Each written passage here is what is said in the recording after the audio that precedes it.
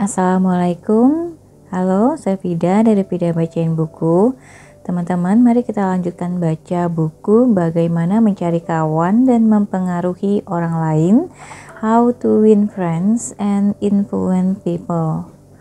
Terjual lebih dari 15 juta eksemplar oleh Dale Carnegie. Saat ini kita masuk bab 3. Kalau Anda tidak melakukan ini, Anda akan menuju ke jalan kesulitan. Mari kita mulai. Bismillahirrahmanirrahim. Kembali ke tahun 1898. Sebuah hal tragis terjadi di Rockland County, New York. Seorang anak telah meninggal, dan pada hari khusus ini para tetangga bersiap-siap pergi ke pemakaman. Jim Farley pergi ke gudangnya untuk memasang kudanya ke kereta. Tanah sedang ditutupi salju. Udara terasa dingin dan tidak menyenangkan.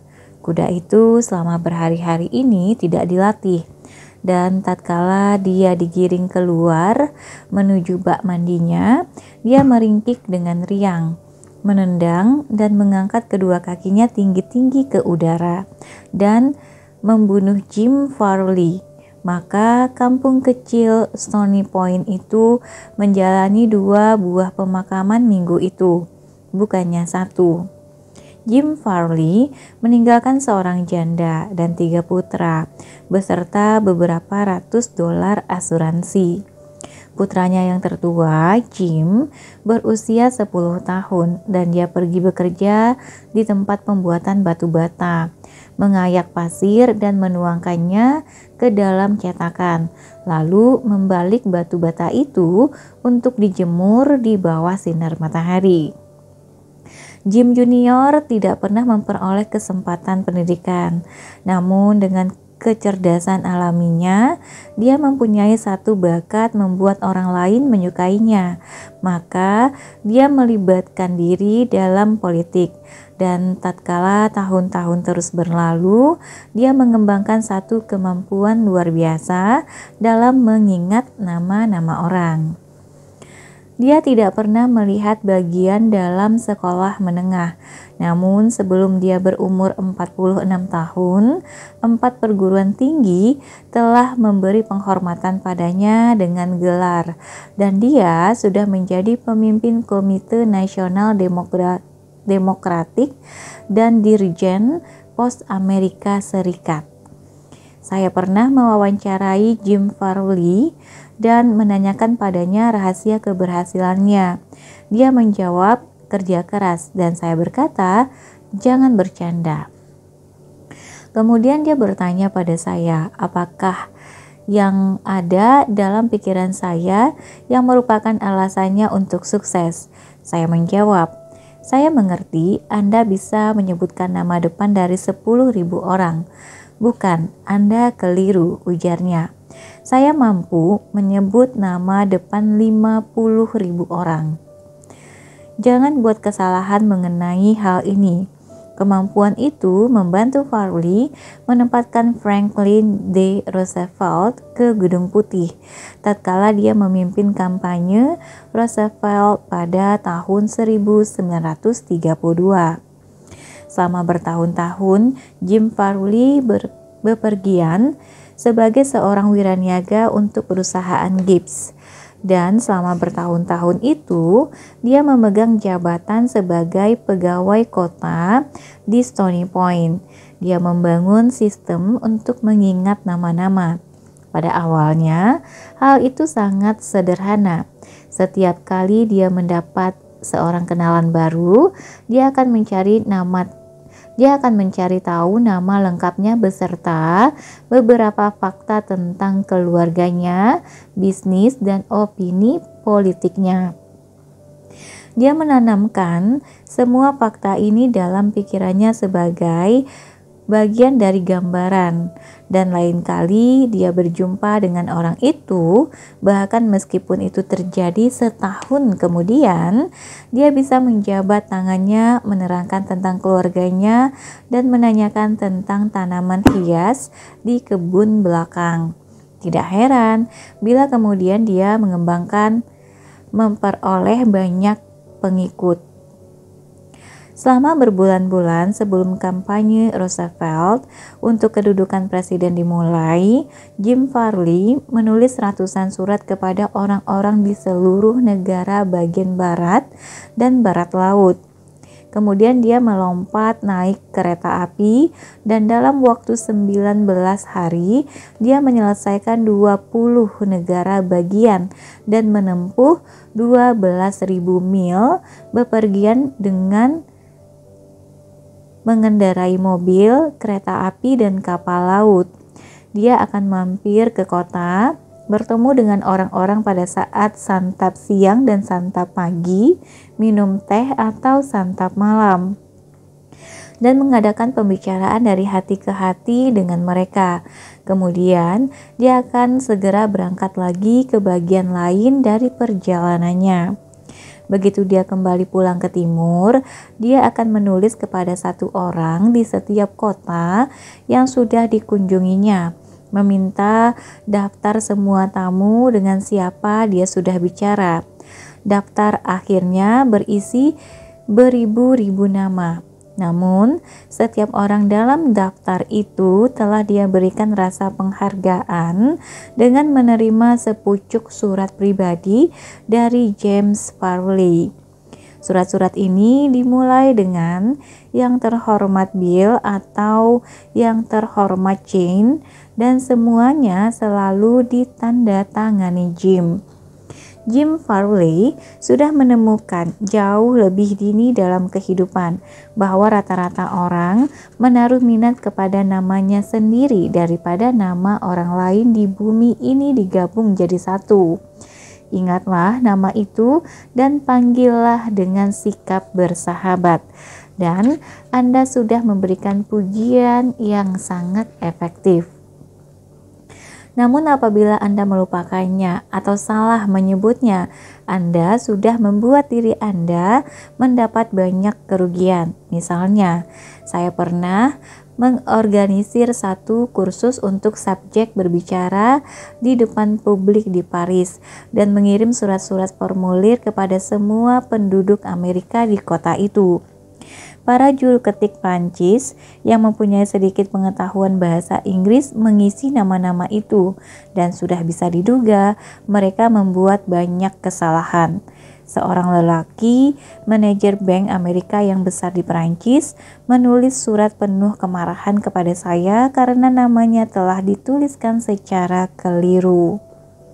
Kadang-kadang memang sulit untuk mengingat sebuah nama, terutama bila nama itu sulit diucapkan. Bukannya berusaha mempelajarinya, banyak orang malah mengabaikannya atau memanggil orang itu dengan nama panggilan yang mudah.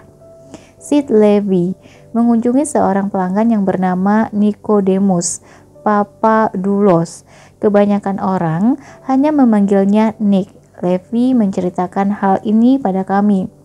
Saya berusaha secara khusus untuk menyebutkan namanya beberapa kali kepada diri saya sendiri sebelum saya mengunjunginya. Tatkala saya menyapanya dengan nama lengkapnya, "Selamat sore, Mr. Nicodemus Papadoulos," dia tercengang. Untuk waktu kira-kira beberapa menit, tidak ada jawaban sama sekali darinya. Akhirnya dia menjawab dengan air mata berlinang di pipinya. "Mr. Levy, selama 15 tahun saya berada di negara ini, tak seorang pun pernah berusaha memanggil saya dengan nama saya yang benar." Apa alasan dari kesuksesan Andrew Carnegie? Dia dipanggil Raja Baja, padahal dia sendiri hanya tahu sedikit mengenai pabrik baja. Dia mempunyai ratusan orang yang bekerja padanya, orang-orang yang tahu jauh lebih banyak tentang baja daripada dia. Namun, dia tahu bagaimana cara menangani orang, dan itulah yang membuatnya kaya. Pada awal kehidupannya, dia memperlihatkan satu bakat dalam organisasi, seorang jenius dalam hal kepemimpinan.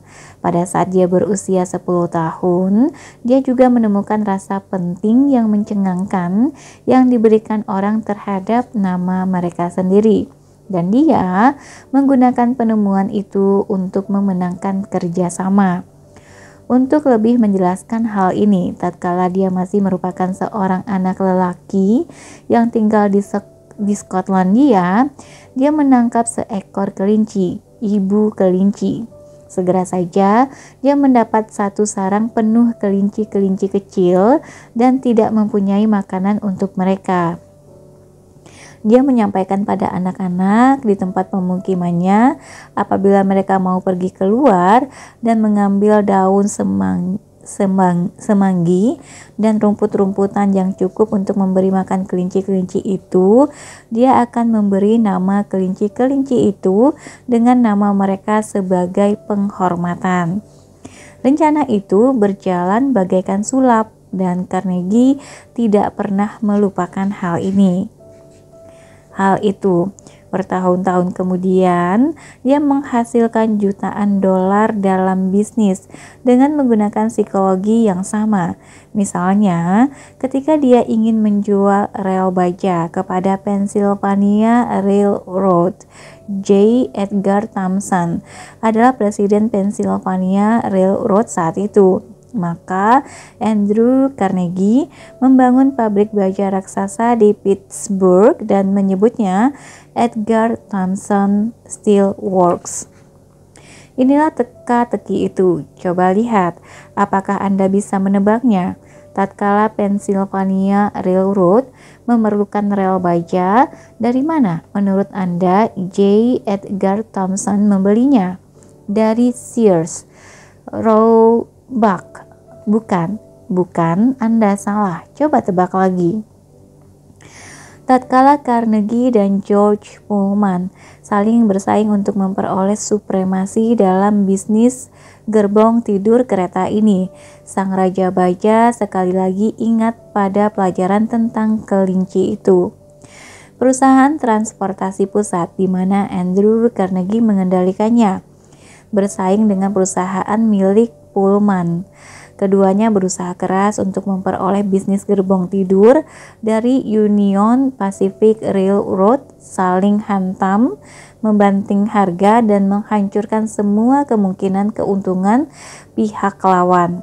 Keduanya, Carnegie maupun Pullman, datang ke New York untuk menjumpai Dewan Direktur Union Pacific. Dalam pertemuan suatu malam di Hotel St. Nicholas, Carnegie berkata, "Selamat malam, Tuan Pullman.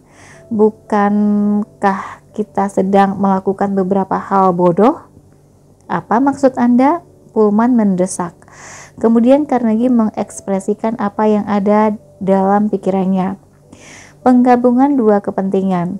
Dia memaparkan dengan cara yang menarik keuntungan bersama dengan bekerja sama, bukan dengan saling menentang. Pullman mendengarkan dengan penuh perhatian, namun dia belum sepenuhnya yakin. Akhirnya dia bertanya, akan diberi nama apa perusahaan baru itu? Dan Carnegie menjawab dengan cepat, apalagi tentu saja Pullman Palace Car Company. Wajah Pullman menjadi cerah. "Mari, masuk ke ruangan saya," ajaknya. Mari kita membahasnya. Pembicaraan itu telah mencatat sejarah industri. Kebijaksanaan dalam mengingat dan menghormati nama kawan-kawannya dan rekan-rekan bisnisnya adalah salah satu rahasia kepemimpinan Andrew Carnegie. Dia bangga akan fakta bahwa dia mampu memanggil banyak dari pekerja pabriknya dengan nama pertama mereka. Dan dia menyombongkan bahwa selama dia sendiri memegang tanggung jawab, tak satu pun pemogokan pernah mengganggu pabrik bajanya yang bersinar-sinar. Benton Love, pemimpin Texas Commerce Bank Shares, berkata bahwa semakin besar sebuah perusahaan, semakin dingin dia jadinya. Satu cara untuk menghangatkannya, ujarnya, adalah dengan mengingat nama-nama orang. Eksekutif yang mengatakan pada saya bahwa dia tidak bisa mengingat nama-nama adalah sama halnya dengan mengatakan bahwa dia tidak bisa mengingat bagian penting bisnisnya dan sedang beroperasi seperti pasir apung. Karen Kirsch dari Rancho Palos Verdes, California, seorang pramugari TWA, mempraktekkan untuk mengingat sebanyak mungkin nama penumpang dalam kabinnya dan menggunakan nama itu tatkala dia melayani mereka. Hal ini menghasilkan banyak pujian untuk pelayanannya, pujian yang diekspresikan baik langsung kepadanya maupun terhadap penerbangan itu. Seorang penumpang menulis, "Saya belum pernah menggunakan penerbangan TWA dalam beberapa waktu ini. Namun mulai sekarang, saya hanya akan menggunakan penerbangan TWA. Anda membuat saya merasa penerbangan Anda seperti penerbangan pribadi saya, dan hal itu penting bagi saya." Orang-orang bangga akan nama mereka sehingga mereka terus-menerus mengusahakannya dengan cara apapun. Bahkan PT Barnum yang kawakan dan suka berbicara keras, pemain sandiwara terbesar dalam zamannya, merasa kecewa karena dia tidak mempunyai putra yang akan menyandang namanya. Kemudian, dia menawarkan kepada cucu lelakinya, C.H. Seeley, $25.000 kalau dia bersedia menyebut dirinya Barnum Seeley. Selama berabad-abad, para bangsawan dan tokoh terkemuka mendukung para artis, musisi, dan penulis agar hasil kerja mereka yang kreatif didedikasikan kepada mereka. Perpustakaan dan museum berutang koleksi mereka yang terkaya kepada orang yang tidak tahan berpikir bahwa nama-nama mereka mungkin hilang dari ingatan bangsa. Perpustakaan Umum New York memiliki koleksi Astor dan Lenox. Museum Metropolitan mengabadikan nama-nama Benjamin Altman dan J.P. Morgan, dan hampir setiap gereja dipercantik dengan jendela-jendela kaca berwarna memperingati nama-nama penyumbangnya. Banyak gedung kampus di sebagian besar universitas memakai nama para penyumbangnya sebagai penghormatan untuk mereka. Kebanyakan orang tidak mau mengingat nama karena alasan sederhana, yaitu mereka tidak meluangkan waktu dan energi yang perlu untuk berkonsentrasi dan mengulangnya. Kemudian, mengingat nama-nama itu lekat-lekat dalam pikiran mereka. Mereka membuat dalih untuk diri mereka sendiri. Mereka terlalu sibuk. Namun, saya rasa mereka tidak lebih sibuk dari Franklin D. Roosevelt. Padahal, dia masih bisa meluangkan waktu untuk mengingatnya, bahkan nama para mekanik dengan siapa dia berhubungan. Untuk menjelaskan hal ini, organisasi Chrysler mengembangkan sebuah mobil khusus untuk Roosevelt yang tidak bisa menggunakan mobil standar karena kakinya lumpuh. W.F. Chamberlain dan seorang mekanik mengirim mobil itu ke Gedung Putih. Saya mendapat surat yang kini berada di depan saya ini dari Chamberlain yang menceritakan pengalaman-pengalamannya. Saya mengajarkan Presiden Roosevelt bagaimana menangani mobil yang banyak memakai peralatan praktis yang tidak biasa. Namun Presiden pun mengajarkan saya banyak seni hebat dalam menangani manusia. Tatkala saya datang ke Gedung Putih, Chamberlain menulis, "Presiden kelihatan luar biasa senang dan gembira. Dia memanggil nama saya, membuat perasaan saya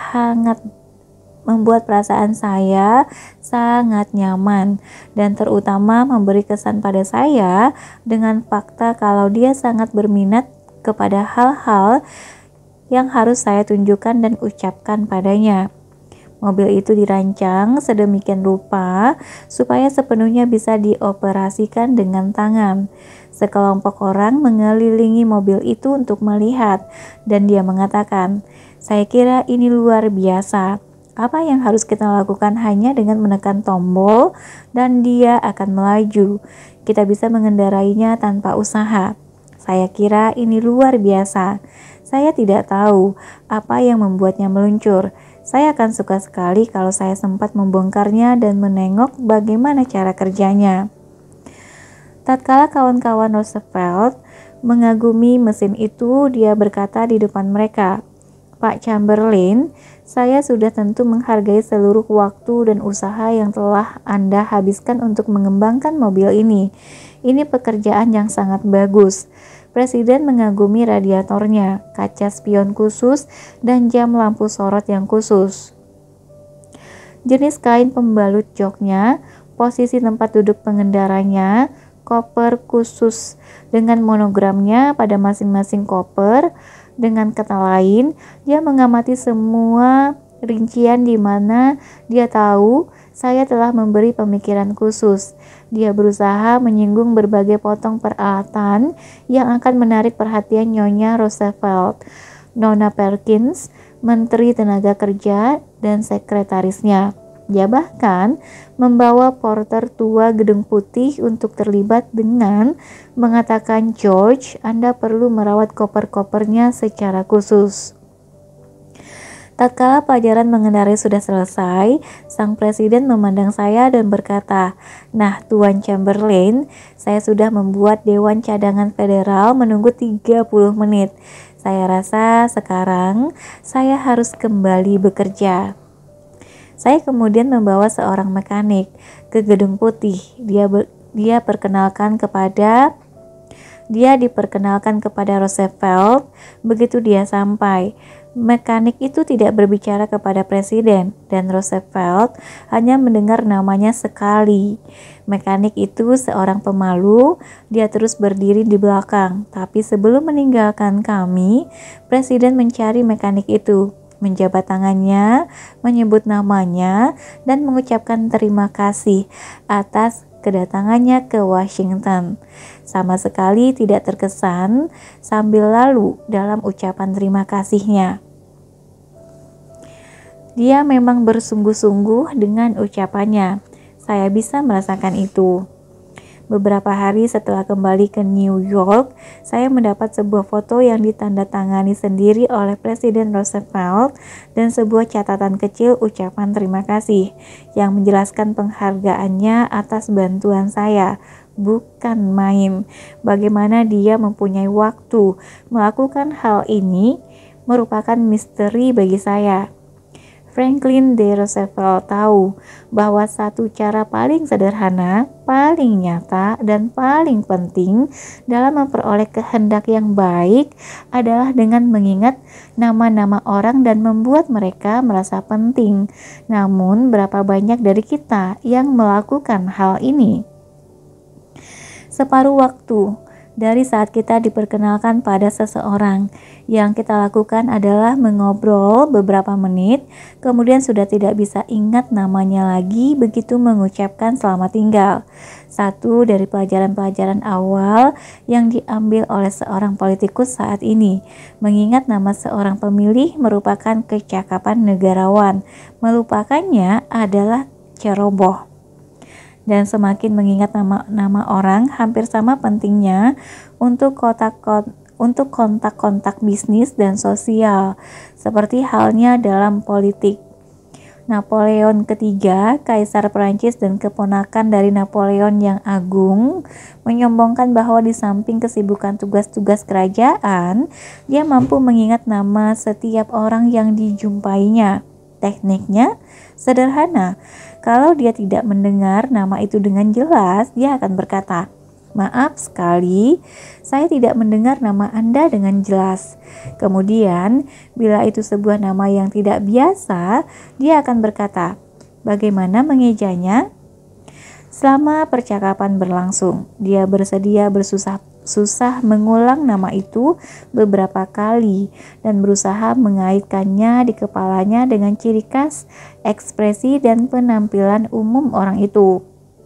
Kalau orang itu adalah seorang penting, Napoleon bahkan akan lebih keras lagi berusaha. Begitu Yang Mulia berada seorang diri, dia menulis nama itu di selembar kertas, memandangnya dan berkonsentrasi. Dia menanamkannya dalam pikiran, kemudian merobek kertas itu. Dengan cara ini, dia memperoleh kesan mata dan kesan pendengaran dari nama itu. Semua ini membutuhkan waktu, tetapi perangai yang baik, ujar Emerson, terdiri atas penghormatan kecil. Pentingnya mengingat dan menggunakan nama-nama bukan sekadar hak istimewa raja-raja dan para eksekutif perusahaan. Cara itu dapat memberi manfaat bagi kita semua. Ken Nottingham, seorang pegawai General Motors di Indiana, biasanya makan siang di kafetaria perusahaan itu. Dia memperhatikan wanita yang bekerja di belakang counter itu berwajah masam. Wanita itu telah membuat sandwich selama sekitar 2 jam dan baginya saya pasti sekadar sandwich lainnya. Saya sampaikan kepadanya apa yang saya pesan. Lalu dia menimbang hamnya pada timbangan kecil dan memberi saya selembar daun selada. Sedikit kentang goreng kemudian menyerahkannya kepada saya. Esok harinya, saya menjalani kegiatan yang sama lagi. Wanita yang sama, wajah masam yang sama. Tapi kemudian, dia tersenyum dan mengucapkan, "Halo, Eunice," menyampaikan apa yang saya inginkan. Wah, dia melupakan timbangan itu, menumpukan dagingnya, memberi saya 3 lembar daun selada, setumpuk tinggi kentang goreng, sampai kentang itu jatuh dari piring. Nah, kita harus sadar akan keajaiban yang ada dalam sebuah nama dan sadar bahwa benda yang satu ini sepenuhnya merupakan milik orang itu dengan siapa kita berhubungan, bukan seorang pun yang lain. Nama membuat para individu terpisah. Nama membuatnya unik di antara yang lainnya. Informasi yang sedang berusaha kita ingat atau permintaan yang sedang kita buat mempunyai kepentingan khusus tatkala kita mendekati situasinya dengan nama individu bersangkutan tersebut. Mulai dari pelayanan sampel eksekutif senior, nama akan bekerja secara ajaib pada saat kita berurusan dengan orang lain. Prinsip 3, ingat bahwa nama seseorang bagi orang bersangkutan merupakan suara yang paling manis dan terpenting dalam bahasa apapun. Oke teman-teman, sampai di sini dulu bab 3-nya. Nanti kita akan ketemu lagi di bab 4, cara mudah untuk menjadi pembicara yang baik. Semoga apa yang sudah disampaikan bermanfaat dan terima kasih bagi teman-teman yang sudah bersedia support channel ini dengan like, comment, apalagi subscribe. Terima kasih banyak. Semoga channel ini bisa bertumbuh terus dan bisa memberikan sebanyak-banyaknya manfaat untuk kita semua, bahkan sampai ke anak-anak dan cucu kita nanti. Amin ya robbal alamin.